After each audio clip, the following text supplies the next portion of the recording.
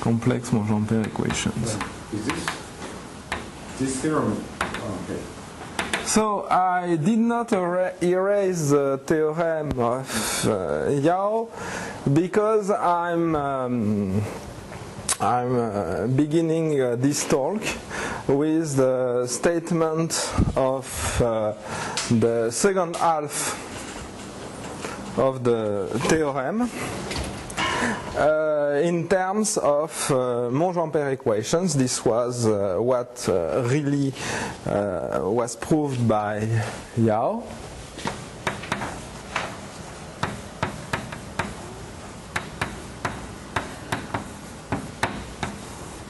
It was as a solution of the so-called Calabi conjecture. So X compact Kähler manifold, omega Kähler form, V a smooth volume form,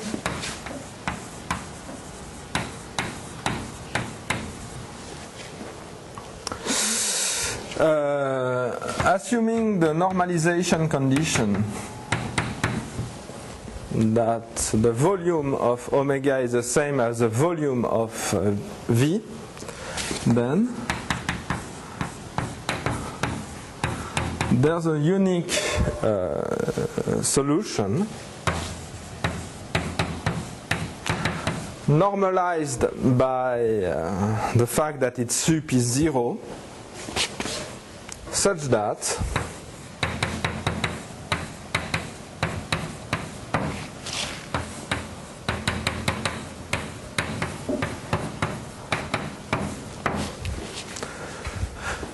this theorem is in fact more general than this one, since this one corresponds to the fact that the Ricci form of V be 0, but in fact this is not an important requirement when solving such Monge-Ampère equations. And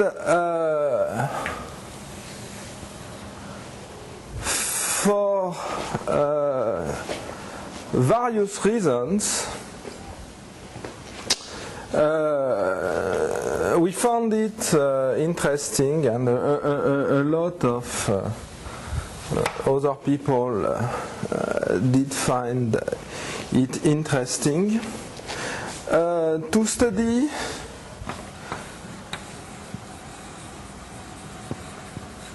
degenerate version of this Monge-Ampère equation. So the first important results were obtained with degenerate volume forms, so degenerate right hand side, when we assume that V is a semi-positive volume form with LP density P greater than 1, with the same property, then the same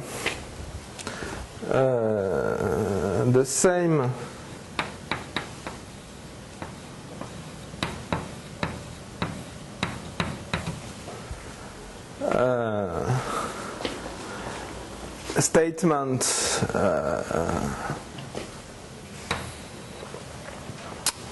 holds, but the solution of the equation is a continuous function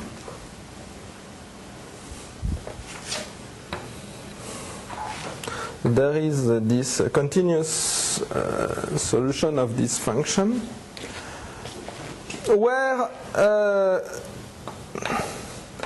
the Monge-Ampère equation is satisfied in a weak sense. I will be much more precise later on, but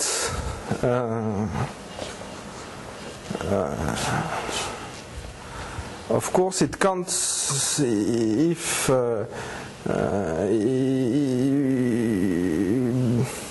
phi is just a continuous function, then dd bar of phi makes sense basically as a distribution or perhaps as a measure, and taking high powers of distribution is essentially forbidden.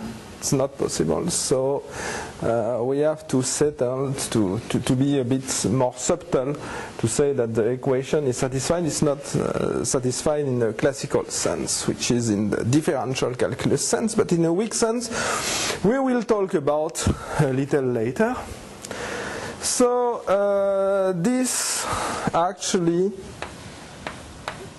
is an important paper of Slavomir Kolodje,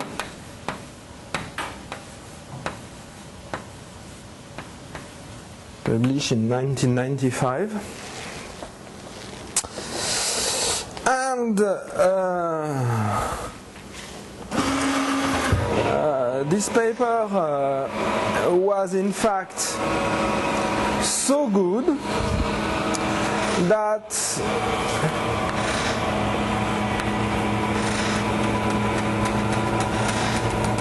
it allows to approach the much more difficult case where the left-hand side is degenerate,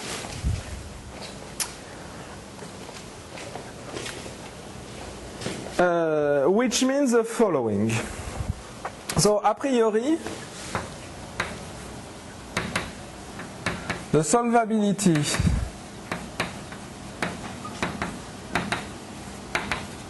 of this complex Monge-Ampère equation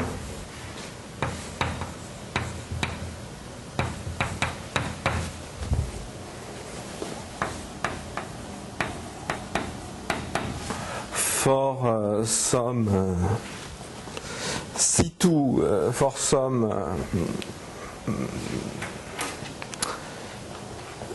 omega closed 1-1 form depends on the cohomology class of omega, where omega is closed real 1-1 form.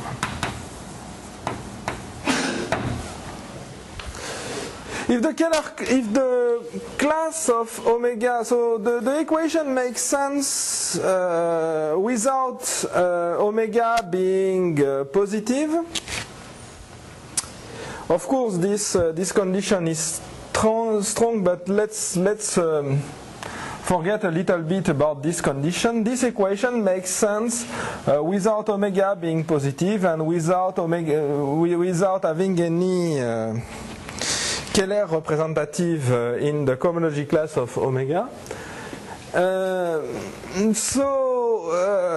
Since this equation makes sense, at least this part of the equation makes sense, the solvability of the complex Monge-Ampère equation here should depend on omega, where omega is a closed real 1-1 form.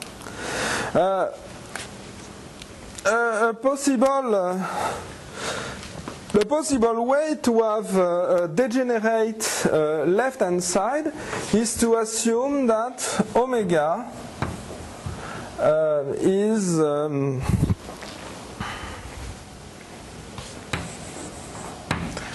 what I would call semi-ample.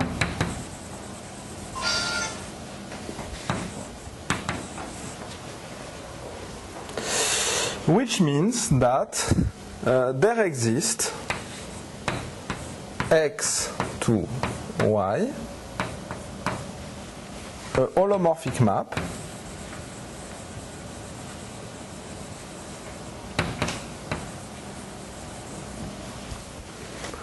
to y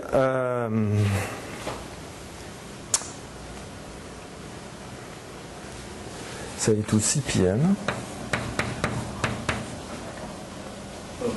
such that the Kähler class omega is a pullback of the Fubini-Studi Kähler class. Of course, if pi is an immersion, or more generally is finite, the pullback of the Fubini-Studi Kähler of the Fubini-Studi class is scalar. But this is interesting if there exist fibers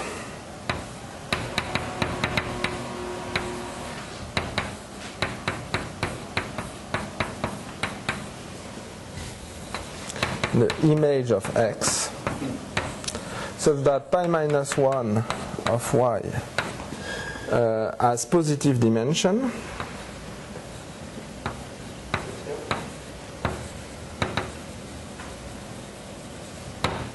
then omega is not Kähler.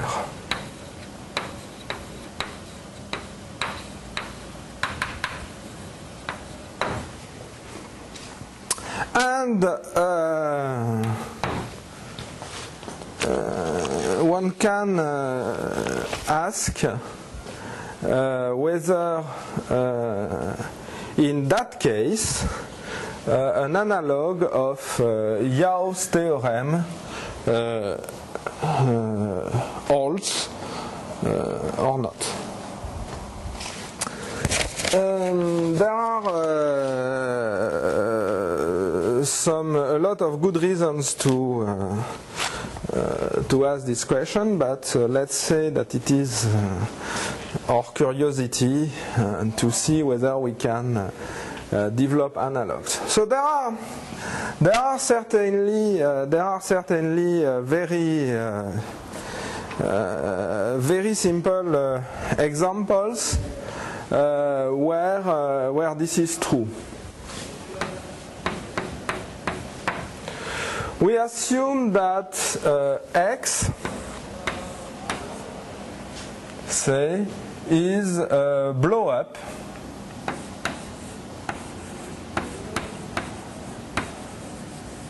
of a submanifold in Y, and Y is scalar, X is scalar too. Say Y omega is scalar. So let's look at that blow up. Let's call that omega Y. And let's look at the Kähler class omega X, which is the pullback of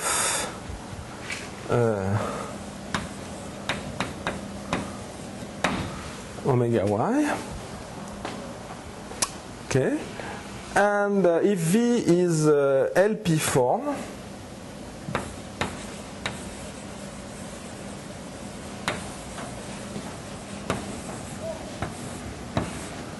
on X, then one may ask to solve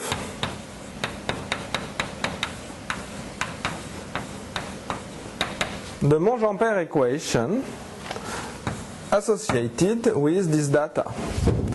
Since omega X is not Kähler,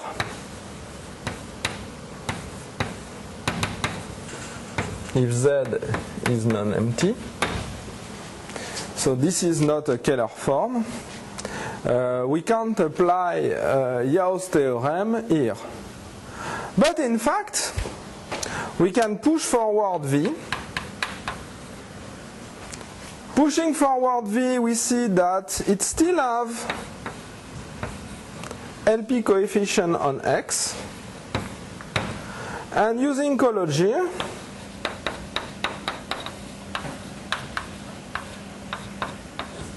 we solve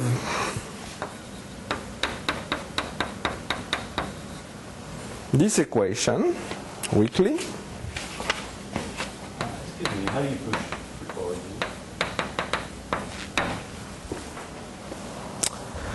Oh, we push forward V. So V is a volume form, so it's a measure, so we can push it forward. So your equation is on X or Y? So V is on X. Right. But if you push forward, it's going to be on Y. That's right. You're right.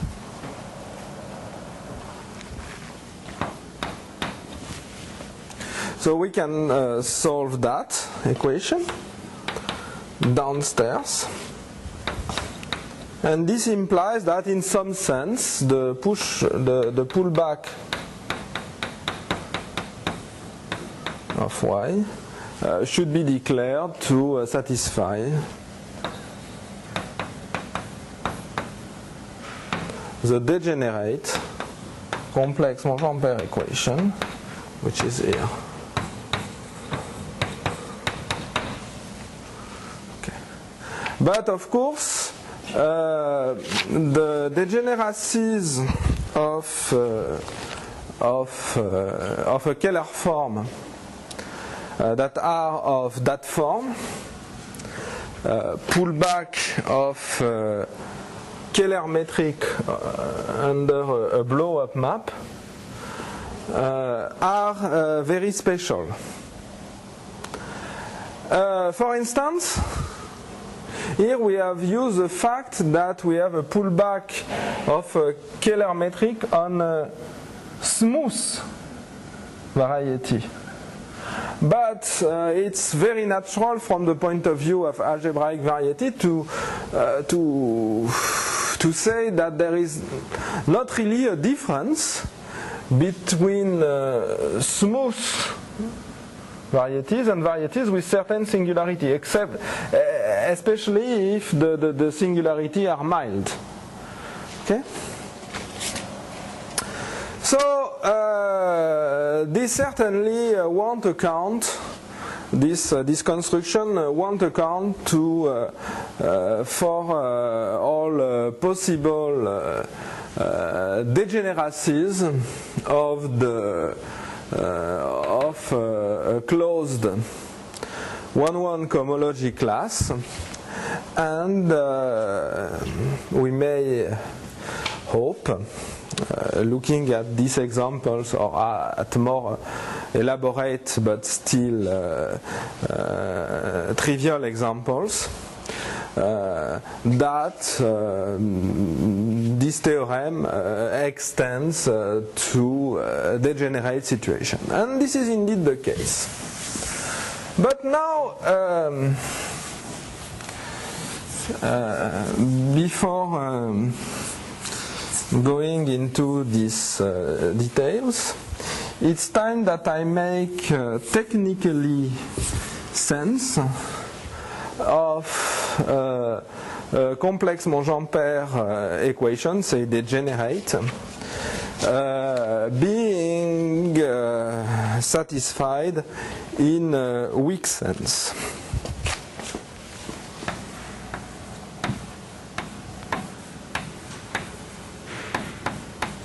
And the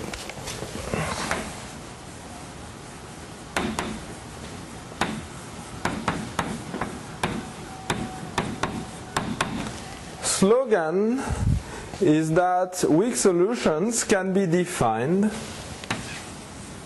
in terms of so-called pluripotential theory.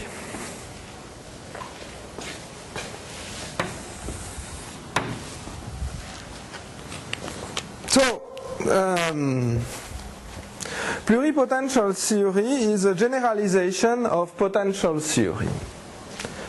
Potential theory is basically the theory of harmonic and sub and superharmonic functions.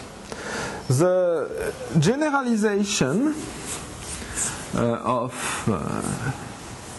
in several complex variables is pluripotential theory and relies on the definition of so-called plurisubharmonic functions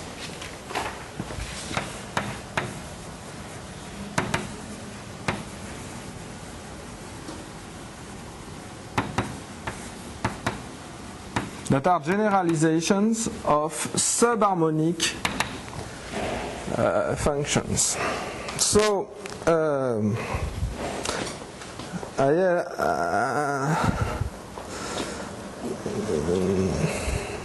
plurisubharmonic functions are an important notion that was introduced by Pierre Lelong in the early 60s and which is very famous in the French school of complex analytic geometry.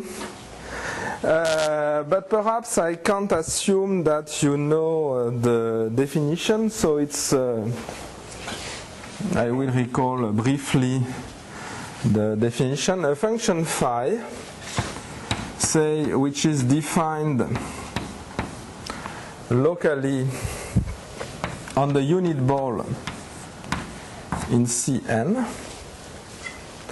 So a function in a PSH function on the unit ball Cn is nothing by definition that upper semi-continuous function which is not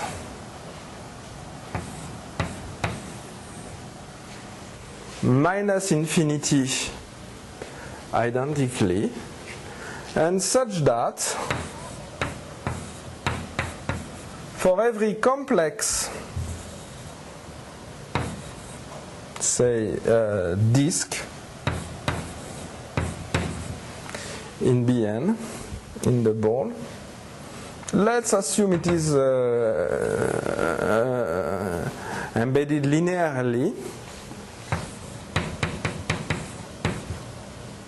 The pullback of the function phi is subharmonic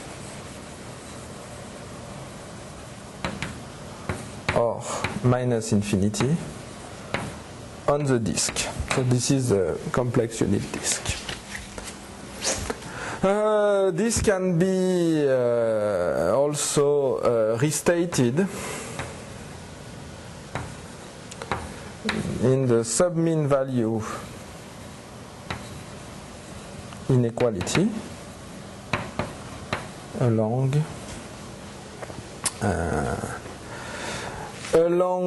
complex lines.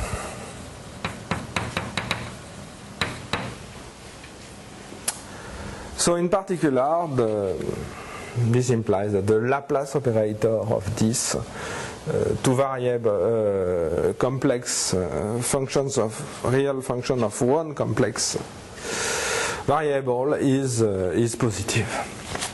So that's the definition of plurisubharmonic functions. I'm really sorry if you know all of that, but it's not completely widely known. So anyway, pluripotential theory is the potential theory based on plurisubharmonic functions. And yes? So this would be equivalent to like dD bar is being a positive current. Yes. So this is equivalent to phi being upper semi-continuous and I dD bar of phi being closed positive 1-1 current.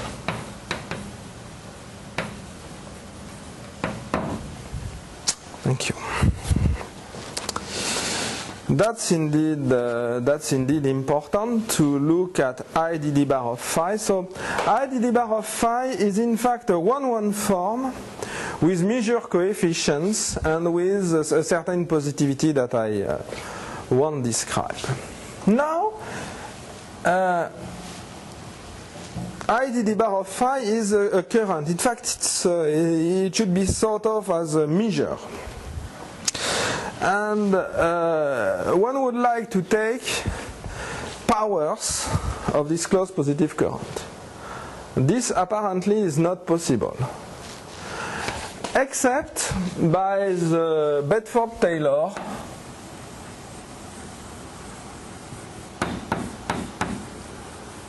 construction.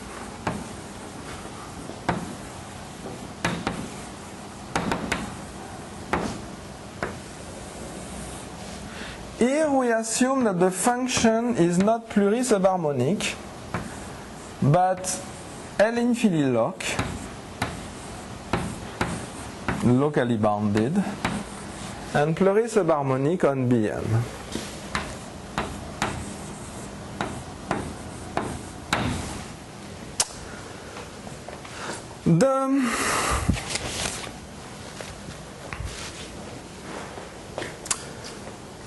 The upper semi-continuity of phi and the subharmonicity, so the submean value inequality, kind of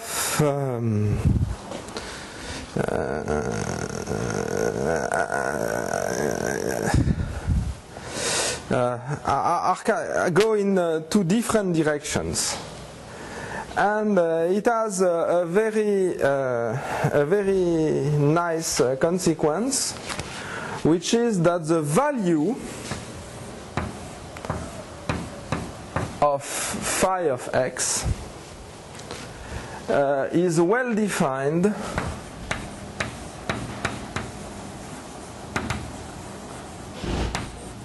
for all x in Bn.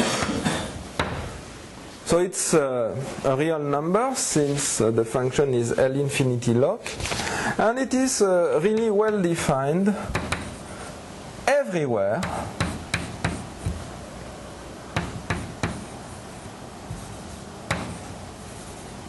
as the limit of r goes to 0 of the mean value of phi over the ball of center x and radius r, as r goes to 0. And so in particular, it's not like in Lebesgue theory, where the functions are defined up to negligible sets. Plurisubharmonic functions have the property of being well defined everywhere. And in particular, they are well defined almost everywhere with respect to any measure, positive measure. That's the point. So, in particular, they are well defined everywhere with respect to the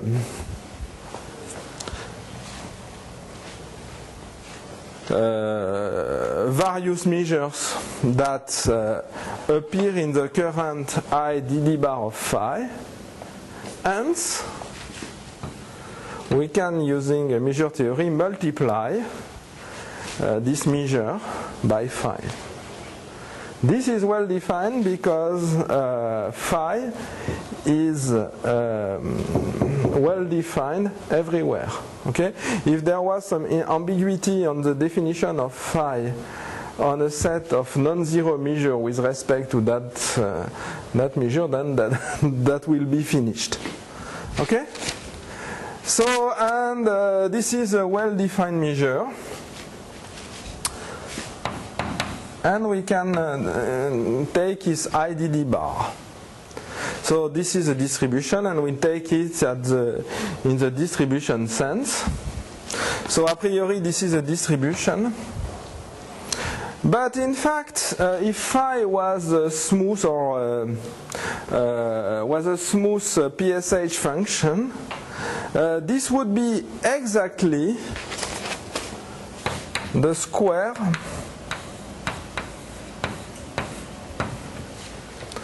of its dd bar. And we define IDD bar square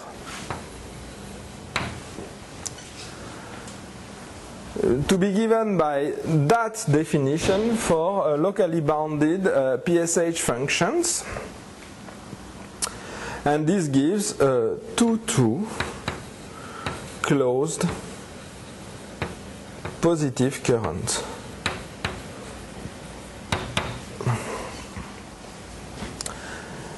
This idea is so good that we can iterate it to define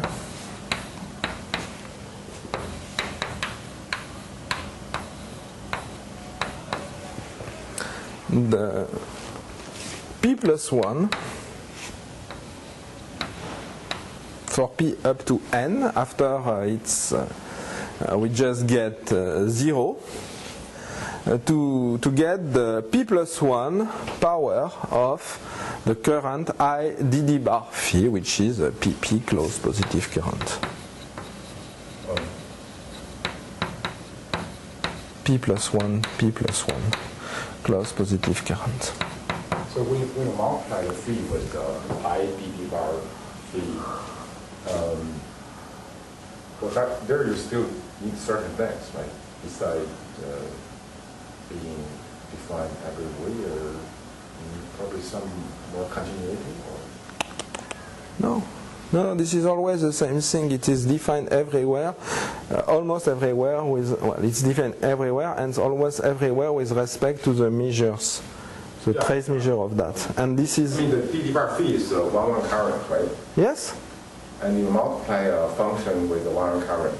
Yes, That's yes. always possible? Yes, this is always possible. It is always possible to multiply a measure by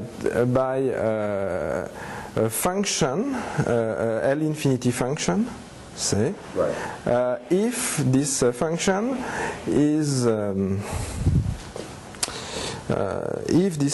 is well defined up to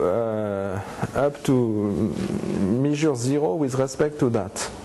Right. So I'm sorry. What do you mean by measure? You mean measure on what? dd bar phi is a measure, right? Okay, it's a closed positive current, so it has certain number of measure coefficients that are complex measures. So we take the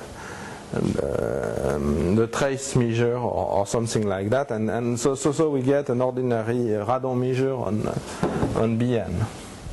But when you have such a radon measure, so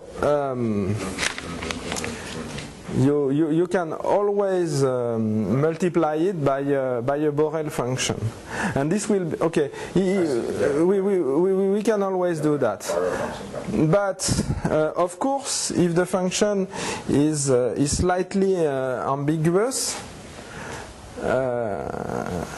then if two functions are the same modulo the Lebesgue measure but are not the same modulo this measure, then we get two different results here. But here indeed I insist that there is a canonical way of having a Borel representative of such a PSH function. So that's a pretty fine point. But anyway, this is inside that. In particular, we can go all the way around up to n and define what I will denote the Monge-Ampère measure. And I will put here BT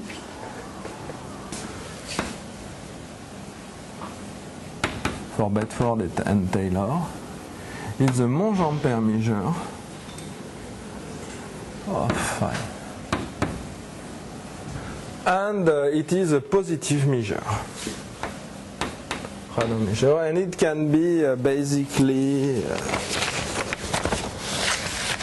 not exactly any kind of measure, but the class of measures that can be realized like that,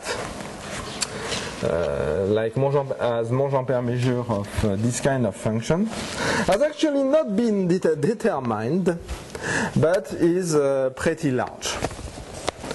That's for sure. So this is not an arbitrary measure, but we won't go into such subtlety. Also important. So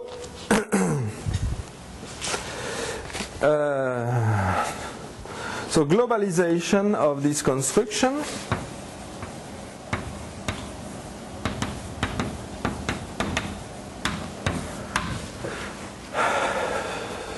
So, of course, if we have, say, a compact Kähler manifold or any complex manifold, we can define the pluricubharmonic function on such manifold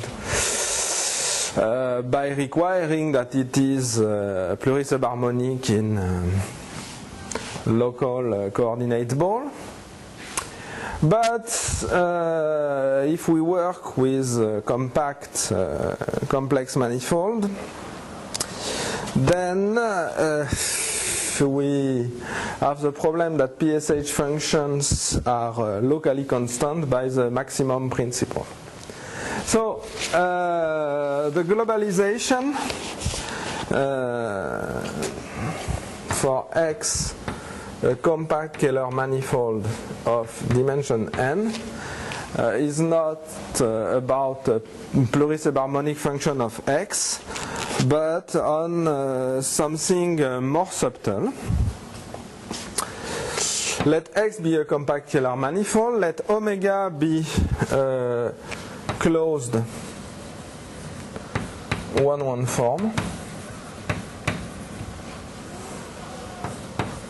which is smooth, and I don't require it to be positive. So it can have arbitrary sign. And a function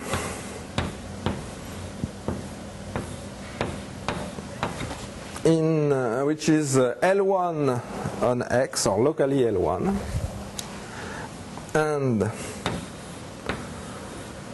upper semi-continuous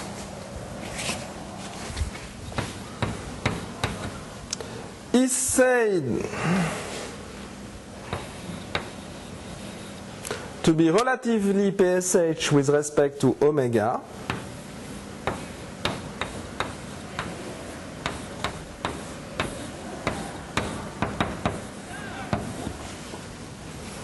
if and only if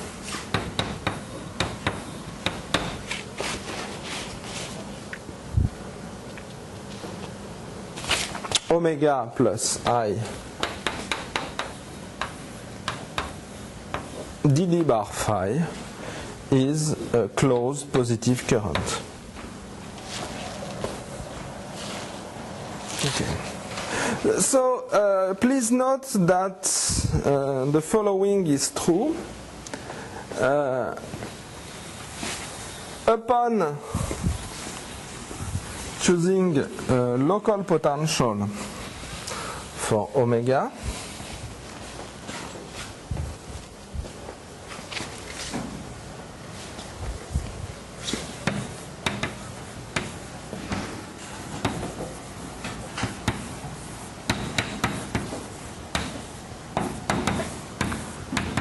which means that I dd bar of Q, so Q is a smooth function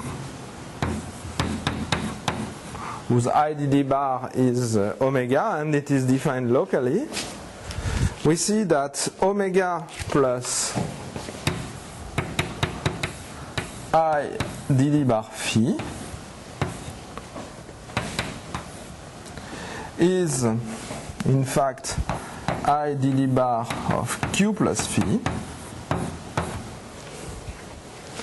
Since phi is upper semi-continuous and we have this condition, this implies that Q plus phi is pluricubharmonic, where it is defined, and then we can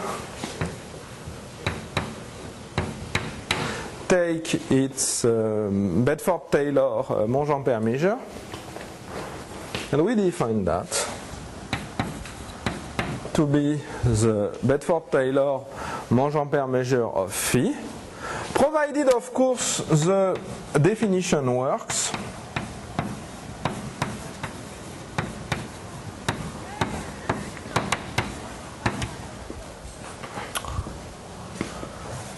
And as I have explained, it is necessary to assume phi to be one of the way to make sense of this definition is to assume that phi is bounded.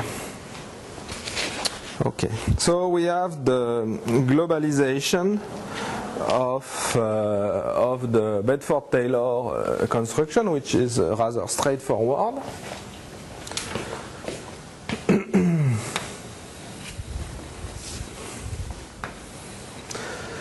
So now the Bedford-Taylor construction is a very well studied construction. It is very delicate, and there is no reasonable, which means continuous by canonical processes of approximation. There is no reasonable extension of this definition to the whole of the whole cone of PSH functions. So this is why we have to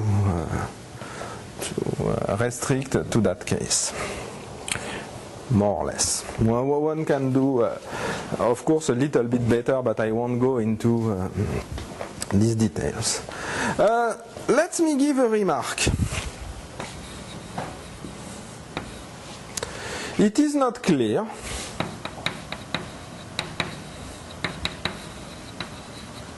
when the cohomology class omega satisfies that the cone of relative omega PSH functions is non-empty.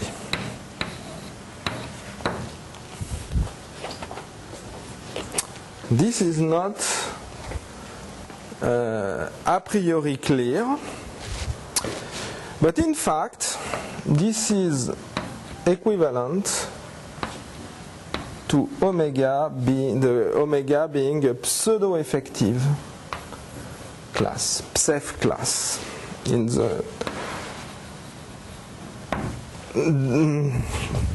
the strange vocabulary of algebraic geometry. So this is just terminology, but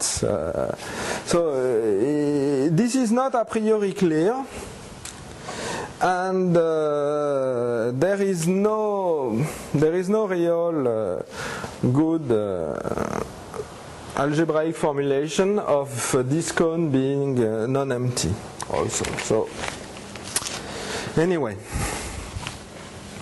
so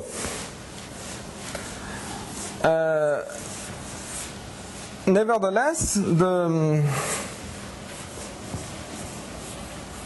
this construction gives us a good notion of degenerate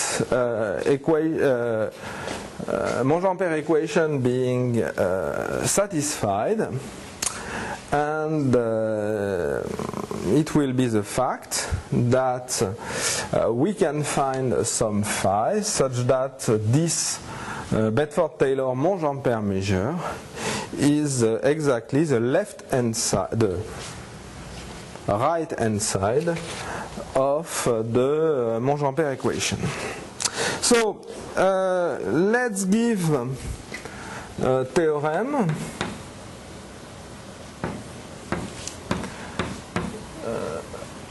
which I proved with Gage and Zeriai in 2006, and which was also proven independently and simultaneously by Chu Chang, a student of Tian, in exactly the same time. So ours was published later, but anyway. So our theorem is the following. Let X be a compact Kähler manifold and omega be a semi-positive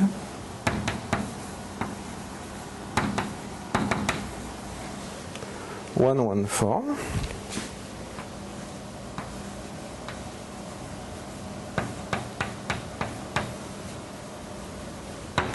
So being semi-positive means that the constant functions are in this set. So this set is non-empty.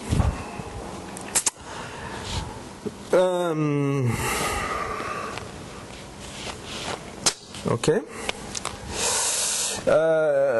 Let V be a measure with LP p greater than 1 density on X. Then if we assume the usual normalization condition,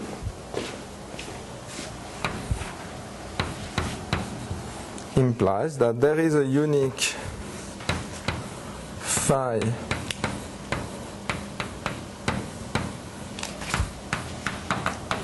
bounded omega PSH function with supremum 0 such that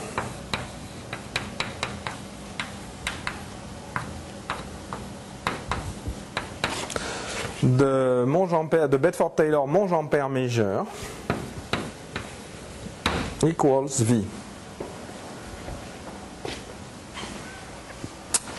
Also, without this condition, there exists a unique function such that the twisted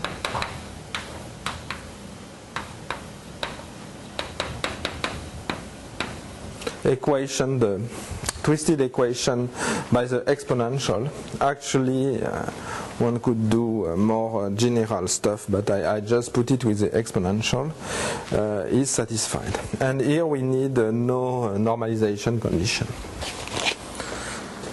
Okay, and of course here we don't have supremum of phi, so there is no need to normalize. Okay, so this does not appear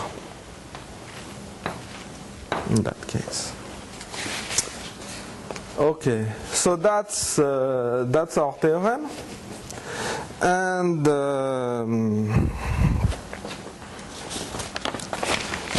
let me explain briefly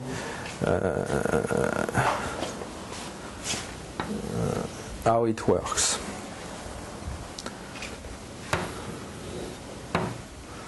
So the idea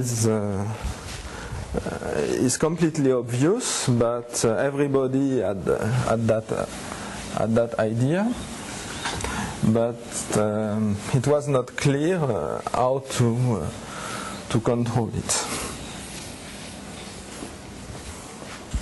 So I just look at that equation. So let's look at that equation.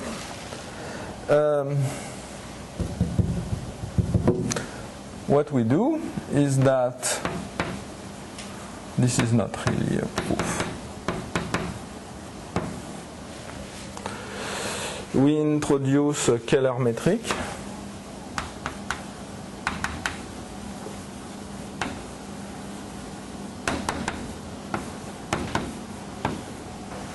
A parameter t, which is a positive parameter, and we use Yau's theorem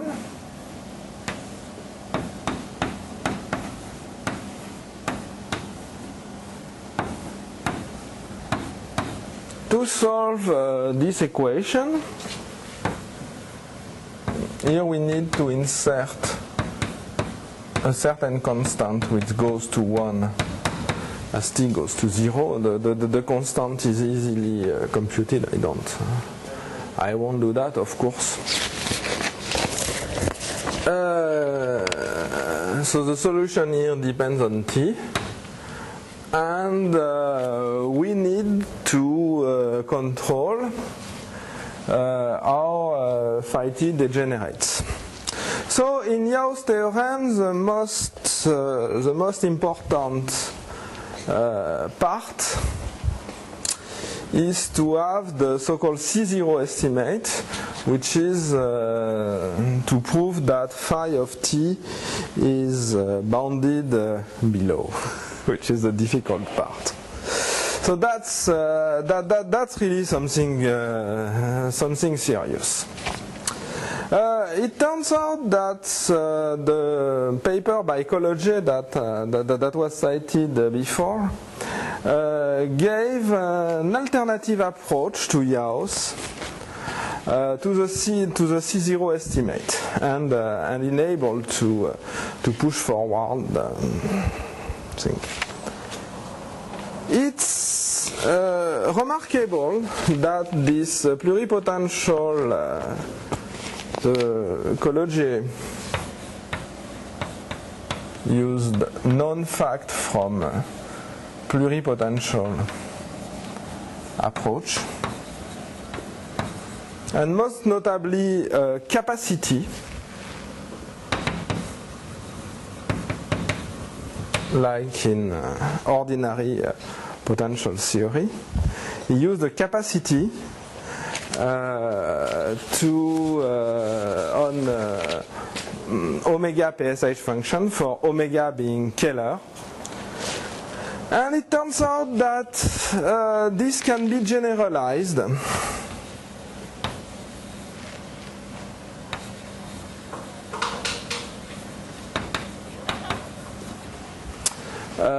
to the degenerate case, so that we obtain a C0 estimate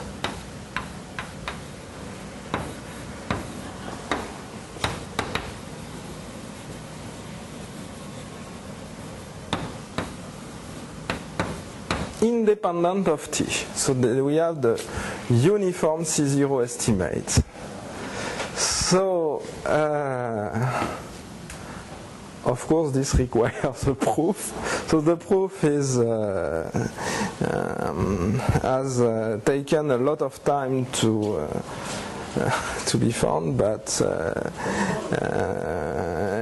at the end it's like an undergraduate exercise in pluripotential theory. But anyway,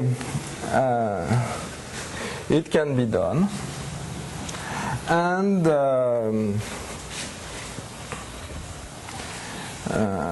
we obtain the theorem like that. So we have this C0 estimate. Of course, one should not be too ambitious. It works well at the C0 level, but at the higher levels, degeneracy comes into the picture, and we get into more trouble. So it's hopeless to get higher estimates in this setting, and this is why actually it's important to work with weak solution at the beginning. So anyways, so we don't compute the second derivative, we just take subs and this kind of stuff. So here is this theorem. There is a regularity on which I will be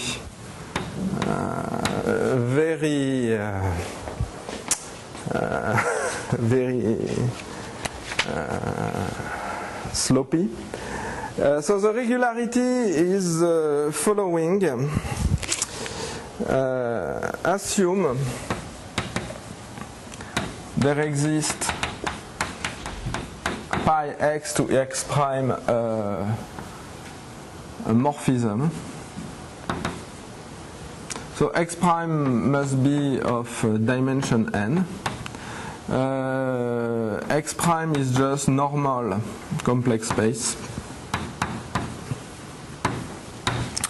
such that omega is a pullback from a Kähler class on this singular complex space. I don't have the time to explain what it is. And that V has algebraic singularities. This means that locally V has this kind of form.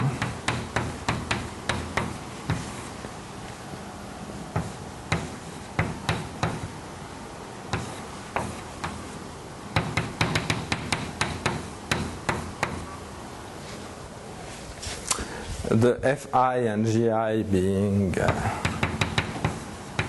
holomorphic. And LP, which is a strong condition for some p greater than 1. Then phi is smooth on x minus the complement of the exceptional locus of pi, where pi is not an isomorphism, union the zeros of Fi, union the zero of Gi. So this is standard methods.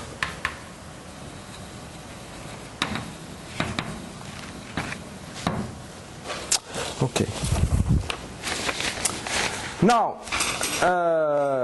so that's the first theorem that I was able to state and to explain. So now I'm out of time. Let me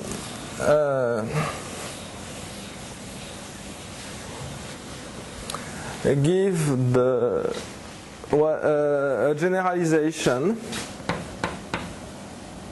of this, which is due to Buxon, myself, Gage, and Zariai.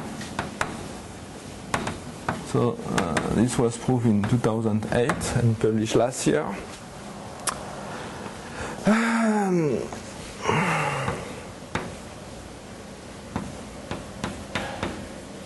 Which says exactly the same stuff.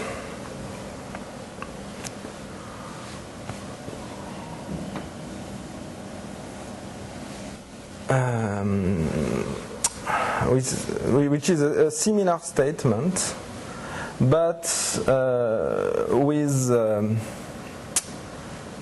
omega, semi-positive closed 1-1 form. Here it needs to be semi-positive, I'm sorry. Yes, it's semi-positive. Here not semi-positive, but we assume that the cohomology class of omega is big. And if V is a measure with LP density, such that its integral is volume of omega, then same thing.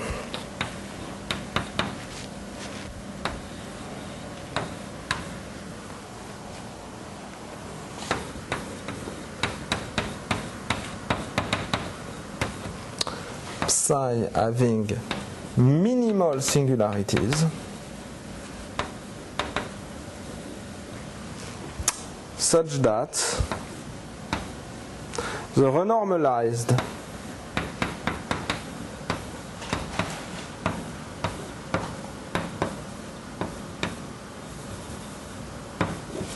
Monge-Ampère measure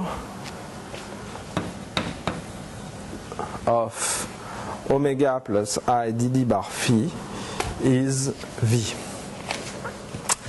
Then of course, since I am out of time, let me tell you that this requires a definition, because for general big cohomology class, so big means there exists a close positive current in omega such that T is strictly positive. But it might be singular. It might have huge singularities. Okay? Algebraic singularities. And in principle, the Bedford-Taylor measure is not defined. So the Bedford-Taylor... So you also assume semi-positive? No. There's no... No. There is, in this situation, when with genuine big class, there is not a single semi-positive closed 1-1 form inside the... So there are only currents. Some of them are strictly positive, but they are forced to have singularities, very bad algebraic singularities, at least along some algebraic subset. So it's not a positive current. You mean it's positive away from those? No. It's a positive current. Positive current. But with singularities. Okay.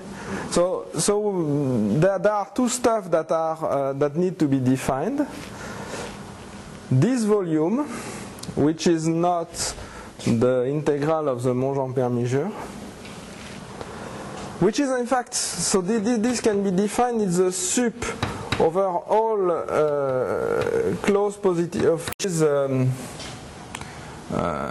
projective variety, which is normal. So that's and has so-called canonical singularities and positive canonical cone. So the existence of the canonical model is due to a result of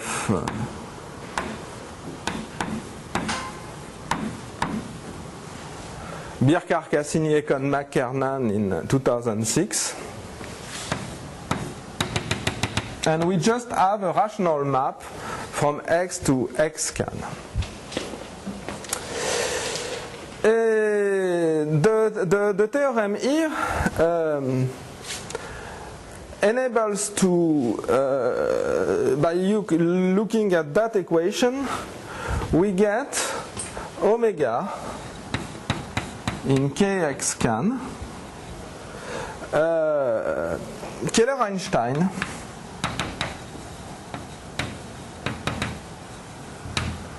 current with L infinity potential. And we can more or less pull it back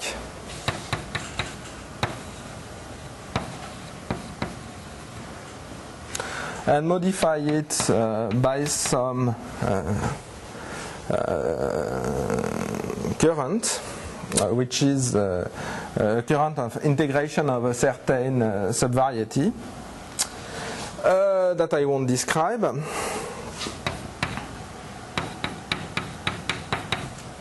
What can be that satisfy that is that is Keller-Einstein, which means that it defines a Keller-Einstein metric away from a certain analytic subset. But in fact, more precisely, it lives really on the canonical model, which has really true singularities. And this object, T of Ka, is completely canonical. and is the analog of the Keller-Einstein metric for general type varieties. And it should be noted that one does not, the second theorem here with Buxon enables us to construct, so this is from theorem 1. Theorem 2 gives a direct construction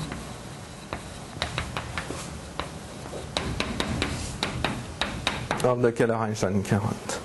So there are analogs for weak, for singular Calabi-Yau varieties, and in fact, more generally, Song-Tian and Tsuji, kind of independently, using this kind of ideas, constructed variants of this Keller-Einstein matrix, which are canonical